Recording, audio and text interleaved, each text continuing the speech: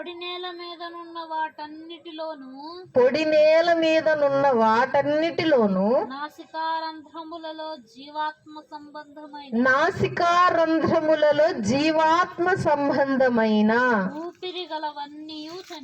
ఊపిరి గలవన్నీ చనిపోయేను. ఫస్ట్ ఏం చదివాం? జీవాత్మ గల సమస్త శరీరులు రెండేసి చెప్పున ఎక్కడికి వెళ్ళి? నోవాహు గారు పడవలోకి వెళ్ళి.